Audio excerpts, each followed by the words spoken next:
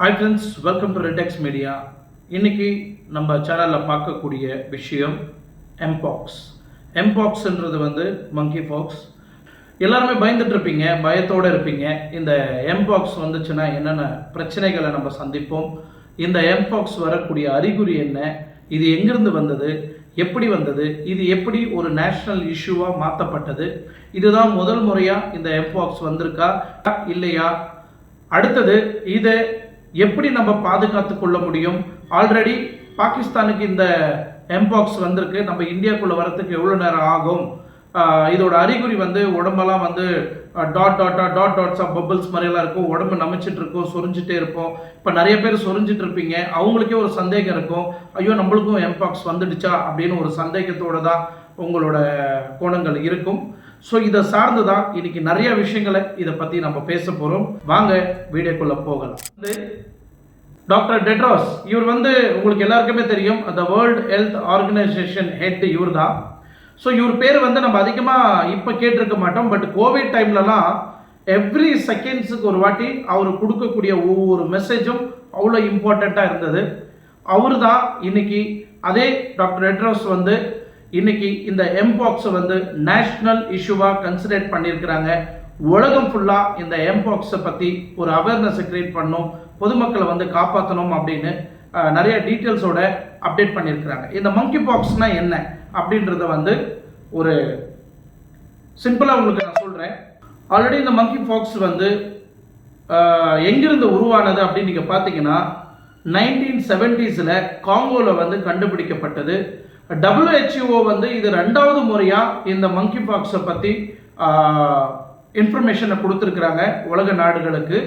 So இப்போ இந்த second வரைக்கும் இந்த மங்கி பாக்ஸ் 2வது தடவையாக நம்ம உலகத்தில் பரவிட்டு வரக்கூடிய ஒரு பெரிய சம்பவமாக இருக்குது.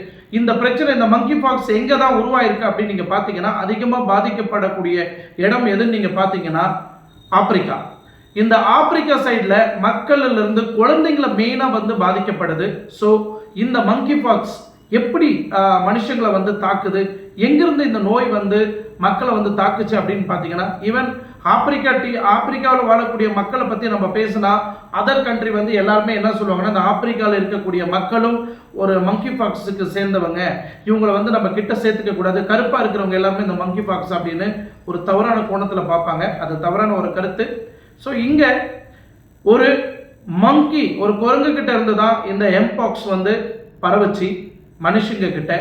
மனுஷங்களுக்கு இது எப்படி தாக்கும் அப்படின்னு நீங்க பார்த்தீங்கன்னா, 1970 காங்கோவில் ஒரு சின்ன குழந்தைக்கு தான் இந்த குரங்கு அம்மை நோயை கண்டுபிடிச்சாங்க. இந்த மங்கி பாக்ஸோட நோயை கண்டுபிடிச்சாங்க. அங்கிருந்து தான் இந்த மங்கி பாக்ஸ் உலகம் ஃபுல்லா பரவப்பட்டது. 2022 ஜூலை மாதம் மீண்டும் இந்த கோவிட் வர்றதுக்கு முன்னாடி நீங்க பார்க்கலாம், இந்த கோவிட் இருக்கும் போதே இது ஒரு அறிகுறியா இந்த மங்கி பாக்ஸ் பேசியிருப்பேன், என்னோட சேனல்ல கூட இருக்கு, நீங்க பாருங்க கீழே. ஸோ இதை சார்ந்தும் நம்ம ஒரு விஷயத்தை போட்டிருப்போம். அப்போ மக்கள் அவ்வளோ சீரியஸாக கன்சிடர் பண்ணல, இந்த WHO கூட அவ்வளோ சீரியஸாக கன்சர்ன் பண்ணிக்கல. ஆனால் இப்போ WHO ரொம்ப சிவியராக இது நேஷனல் கன்சிடர்டாக பண்ணணும், இந்த ப்ராப்ளத்தை பொதுமக்களுக்கு எல்லாருக்கும் நம்ம விழிப்புணர்ச்சியை எடுத்துகிட்டு வரணும் அப்படின்னு ரொம்ப பெரிய லெவலில் தாக்கத்தை ஏற்படுத்தியிருக்கிற உடனே நம்ம மாவட்ட சுகாதார அமைச்சர்கள் எல்லாம் ஒரு நோட்டீஸ் சர்க்குலேஷன் கொடுத்துருக்குறாங்க. ஒட்டுமொத்த தமிழ்நாட்டிலையும் இந்த மங்கி பாக்ஸை பற்றி நம்ம ரொம்ப தீவிரமாக பாதுகாக்கணும். அங்கங்கே நம்ம கோவிட் டைமில் போட்ட மாதிரி எல்லா இடத்துலையுமே நம்ம ஒரு கோவிட் கியூஆக்ஸ் ஓப்பன் பண்ணுற மாதிரி. ஸோ இதில் நரேந்திர மோடிஜி நம்ம சென்ட்ரல் கவர்மெண்ட் கூட ரொம்ப தீவிரமாக ஆர்வம் காட்டியிருக்கிறாங்க. ஸோ இது பொதுமக்களுக்கு எங்கெங்கெல்லாம் பாதிக்கப்பட்டிருக்கு, எங்கெங்கெல்லாம் இதனால் பாதிக்கப்பட போகிறாங்க, ஈவன் இதை ஏர்போர்ட்லேயும் ரொம்ப ஸ்ட்ராங் பண்ணியாச்சு, பஸ் ஸ்டாப்ஸ்லேயும் ரொம்ப ஸ்ட்ராங் பண்ணியிருக்கிறாங்க, ரயில்வே ஸ்டேஷன்லேயும் ரொம்ப ஸ்ட்ராங் பண்ணியிருக்கிறாங்க. ஸோ இது எங்கெல்லாம் பாதிக்கும், எப்படியெல்லாம் பாதிக்கும், இந்த குரங்கு அம்மை விச் மீன்ஸ் மங்கி பாக்ஸ் வந்ததுன்னா எப்படி அது அறிகுறி இருக்கும், யாரால வரும் யாரால வராது அப்படின்றதையும் நான் உங்களுக்கு எக்ஸ்பிளைன் பண்ணுறேன். ஜாயிண்ட் பெயின், முதுகு வலி, ஃபீவரு, அப்புறமா உடம்பெல்லாம் நமிக்கிற வகையில் உங்கள் உடம்பு சேஞ்சஸுக்கு உள்படுத்தப்படும். இந்த மாதிரி ஒரு தாக்கங்கள் உங்கள் பாடியில் ஏற்கும்போது அந்த மாதிரி நம்ம உடம்பு ஃபுல்லாக, கை ஃபுல்லாக, உள்ளங்கை ஃபுல்லாக அந்த கட்டி மாதிரி ஒரு மாற்றங்கள் வந்து நம்ம பாடியில் உருவாகும். அது வந்து அந்த கட்டி ஒடியும், அந்த தண்ணி ஒடிய ஒடிய அந்த கட்டி ஒடிஞ்ச உடனே அடுத்தது பரவறதுக்கு ஆரம்பிக்கும். அந்த மாதிரி சின்ன சின்ன கட்டி நம்ம கண்ணு, மூக்கு, வாய், மூக்குக்குள்ள, வாய், உதடுக்குள்ள, நாக்குல, உள்ள வாய் தசை, உள்ள தசை இருக்கு இல்லைங்களா, உள்ள அந்த அந்த வாய்க்குள்ள, நம்ம பாடி ஃபுல்லாக கை காலு, நம்ம அடிப்பாதம், ஏன் பெண் உறுப்புலையும் ஆண் உறுப்புலையும் இல்லை தன்னோட பாடியில் எங்கே வருதுன்னே கூட தெரியாது, அந்த வகையில் இந்த கட்டி வந்து உருவாகும். இந்த தொற்று நோய் வந்து கிட்டத்தட்ட 16 நாள்ல இருந்து 20 நாள் வரைக்கும் நம்ம உடம்புல இருக்கும். இது ஆட்டோமேட்டிக்காவே மெடிசன் கொடுத்து ட்ரீட் பண்ணி இதை கியூர் பண்ணிடுவாங்க. பட் நம்ம உடம்புல இருந்து எங்கெல்லாம் அந்த தழும்புகள் இருந்ததோ அந்த தழும்பு வந்து நம்ம உடம்பு ஃபுல்லாவே அந்த தழும்பு பர்மனண்டாவே இருக்கும். அது நம்மள மன ரீதியாக நிறைய விஷயங்களை வந்து பாதிக்கப்படும். ஸோ மனுஷங்க கிட்ட, குரங்கு கிட்ட இருந்து மனுஷங்களுக்கு வந்தது இந்த வைரஸ், மங்கி வைரஸ், மனுஷங்க கிட்ட இருந்து மனுஷங்களுக்கு பரவுச்சு. இது எப்படி பரவுது அப்படின்னு நீங்க பாத்தீங்கன்னா, நீங்க ஒருத்தர் எம்பாக்ஸ் இருக்கக்கூடிய நபர் கூட உடலுறவு வச்சுக்கிட்டாலோ, இல்ல பக்கத்துல நின்று தொட்டு பேசினாலோ, அவங்க மூச்சு காத்து நீங்க சுவாசிச்சாலோ, அல்லது அவங்க பக்கத்துல நின்று அவங்க குடிக்கக்கூடிய டீ காஃபியை நீங்க வாங்கி ஷேர் பண்ணி குடிக்கிற மூலியமாவோ, இல்ல அவங்களோட பிளட், இல்ல அந்த கட்டி வந்த அந்த நீர் கட்டியோட தண்ணி உங்க மேல படுறதுனாலயோ இந்த எம்பாக்ஸ் வந்து உங்களுக்கு பரவுது.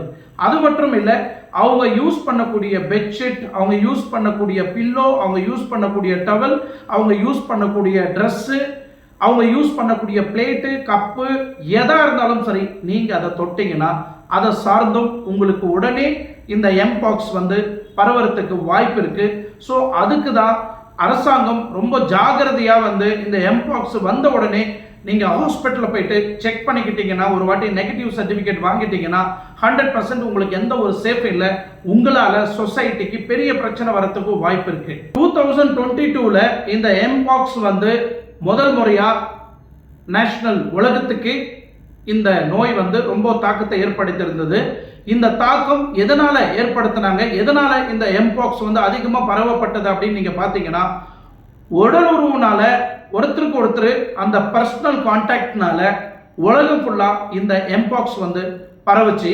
இதை சார்ந்து இப்போ இந்த மங்கி பாக்ஸுக்கு தடுப்பூசிக்காக ரொம்ப பிரச்சனை போயிட்டு இருக்கு. ஏன்னா ஆல்ரெடி COVID-19க்கு இந்த தடுப்பூசினால நிறைய பிரச்சனைகளை சந்திச்சு அந்த மருந்துகள்லாம் ரிட்டர்ன் வாங்க ஆரம்பிச்சாங்க. இப்போ WHO என்ன முடிவு பண்ணியிருக்கிறாங்கன்னா, இந்த எம்பாக்ஸுக்கு தடுப்பூசியை தயார் பண்ணுங்க, எங்ககிட்ட ஒப்பீனியன் பெறுங்க அப்படின்னு சொல்லிட்டு மருந்து தயாரிக்கிற நிறுவனத்துக்கு, எல்லா நிறுவனத்துக்கும் இவங்க WHO சைட்ல இருந்து ஒரு அறிக்கை வெளியிட்டு இருக்கிறாங்க. அதை சார்ந்து இந்த மங்கி பாக்ஸ் தாக்கி இருக்கக்கூடிய ஏஜ் நீங்க பாத்தீங்கன்னா கிட்டத்தட்ட 15 வயசுல இருந்து 25 வயசு வரைக்கும் இது அதிகமாக பாதிக்கப்பட்டிருக்கு. காங்கோவில் இந்த வைரஸ் தாக்கத்தை கம்மிப்படுத்தி இருந்தாலும் இந்த கடந்த ஆண்டு மட்டும் கிட்டத்தட்ட 1500 பேர் வந்து உயிர் இறந்திருக்கிறாங்க இந்த மங்கி பாக்ஸ்னால. ஆப்பிரிக்காவில் இருந்து வந்த ஒரு நபருக்கு மங்கி பாக்ஸ் இருக்குதுன்னு அந்த நாடு பொது சுகாதார அமைச்சர் தெரிவிச்சிருக்கிறாங்க. நம்ம தமிழ்நாட்டில் இருக்கக்கூடிய நம்ம சுகாதார அமைச்சர்கள் என்ன பண்ணியிருக்கிறாங்கன்னா, ஒரு சுற்றறிக்கையை, ஒரு ரிப்போர்ட்டை வந்து தயாரித்து ஏர்போர்ட்டில் இருக்கக்கூடிய அத்தாரிட்டி இன்சார்ஜுக்கெல்லாம் இந்த ரிப்போர்ட்டை வந்து சர்க்குலேஷன் பண்ணியிருக்கிறாங்க. இது வந்து ரொம்ப முக்கியமான வகையில் வந்து பாதுகாக்கப்படணும். ஸோ தரவா ஏர்போர்ட்டில் செக் பண்ண பிறகு தான் இந்தியாக்குள்ளேயும் நம்ம தமிழ்நாட்டுக்குள்ளேயும் விடணும் அப்படின்னு ஒரு அறிக்கையை வந்து நம்ம தமிழ்நாட்டு அரசாங்கம் வந்து வெளியிட்டிருக்கிறாங்க. ஸோ அந்த அறிக்கையில் வந்து கிட்டத்தட்ட அந்த மத்திய ஆப்பிரிக்காவிலிருந்து வரக்கூடிய நபர்கள்கிட்ட இருந்து அவங்க கண்ட்ரிலிருந்து வந்து எத்தனை பேர் அந்த கண்ட்ரிலிருந்து வந்தாலும் ரொம்ப ஜாகிரதையாக அவங்கள பாதுகாத்து கோவிட் செக் பண்ண மாதிரி மங்கி பாக்ஸ் இருக்கா இல்லையா அப்படின்னு செக் பண்ண பிறகு நெகட்டிவ் சர்டிஃபிகேட் வந்த பிறகு தான் நம்ம தமிழ்நாட்டுக்குள்ள விடணும் அப்படின்னு அந்த அறிக்கையில் வந்து சொல்லப்பட்டிருக்கு. கண்டிப்பாக சோதிக்கணும், அதை சோதிச்ச பிறகு தான் அவங்க கண்டிப்பாக அந்த ஏர்போர்ட்டை விட்டு வெளியே வரணும் அப்படின்னு தெளிவாக அந்த அறிக்கையில் மென்ஷன் பண்ணியிருக்கு. அப்படி யாருக்காவது அந்த தொற்று நோய் இருந்தா, அந்த மங்கி பாக்ஸ் இருந்தாக்கா, அந்த எந்த ஃப்ளைட்டில் வந்தாங்களோ அந்த ஃப்ளைட்டோட மேனேஜ்மெண்ட்டுக்கு உடனே இதை பற்றி தெரிவிக்கணும் அப்படின்னு அந்த அறிக்கையில் வந்து தெரியப்படுத்தியிருக்கு. ஸோ இன்னும் இதை சார்ந்து பாதுகாப்பாக இருக்கணும். ஏன்னா தமிழ்நாட்டோட அரசாங்கம் ரொம்ப ரொம்ப தீவிரமாக, ரொம்ப சிவியராக ஃபாலோ பண்ணக்கூடிய இந்த ரூல்ஸ் எல்லாம் வந்து பொதுமக்களும் பின்பற்றணும். ஏன்னா director of public health department வந்து அந்த அளவுக்கு சீரியஸாக வந்து அது ஏர்போர்ட்டாக இருக்கட்டும், இல்லை ரயில்வே ஸ்டேஷனாக இருக்கட்டும், இல்லை பஸ் ஸ்டாண்டாக இருக்கட்டும், சுற்று அறிக்கை வந்து அறிவிச்சிருக்கிறாங்க. அது மட்டும் இல்லை, இந்த மங்கி பாக்ஸு ஒரு 100 பேருக்கு தொற்று கன்ஃபார்ம் பண்ணியிருக்கிறாங்க அப்படின்னு நீங்கள் பார்த்தீங்கன்னா கிட்டத்தட்ட ஒரு 10லேருந்து 12 பேர் இறந்து போகிறதுக்கு வாய்ப்பு இருக்குது. ஏன்னா அந்த வகையில் இந்த மங்கி பாக்ஸ் வந்து மக்களை வந்து பாதிக்கப்பட வைக்கிது. ஸோ பொதுமக்கள் ஆகிய நீங்கள் எல்லாருமே ரிக்வெஸ்ட் பண்ணி கேட்டுக்கிறது ஒரு விஷயம். ஸோ பொதுமக்கள் உங்கள் பாடியில் புதுசாக ஏதாவது ஒரு மாற்றங்கள் நீங்கள் பார்த்தீங்க, ஒரு ஃபீவரோ இல்லை ஜாயிண்ட் பெயினோ இல்லை முதுகு பெயினோ இல்லை என்ன இன்ஃபெக்ஷன் அந்த இடத்துல இருந்துச்சுன்னா நீங்கள் உடனுக்குடனே பக்கத்தில் இருக்கக்கூடிய ஹாஸ்பிட்டலுக்கு போய் நீங்கள் ஒரு ஜென்ரல் செக்கப் பண்ணிக்கிறது ரொம்ப நல்லது. எஸ்பெஷலி அரசாங்கம் ஜிஹெச்சில் வந்து உங்களுக்கு ஃப்ரீயாகவே பண்ணுவாங்க. நீங்கள் போய் ஒரு ஜென்ரல் செக்கப் பண்ணிக்கிட்டு ஒரு நெகட்டிவ் சர்டிஃபிகேட்டை வாங்கிக்கிறது ரொம்ப ரொம்ப நல்லது. நீங்கள் ரொம்ப கேர்லெஸ்ஸாக விட்டீங்கன்னா இதை யாரை வேணாலும் பாதிக்கிறதுக்கு வாய்ப்பு இருக்குது. ஏன்னா பக்கத்தில் இருக்கக்கூடிய பாகிஸ்தானில் வந்திருக்கிற இந்த மங்கி பாக்ஸ் இந்தியாவுக்குள்ளே வரத்துக்கு ரொம்ப நேரம் ஆகாது. ஏன்னா கோவிட் மாதிரி ஒரு நிலைமை நம்மளுக்கு வரக்கூடாது. அதிலிருந்து நம்ம ரொம்ப ரொம்ப ஜாக்கிரதையாக இருக்கணும்.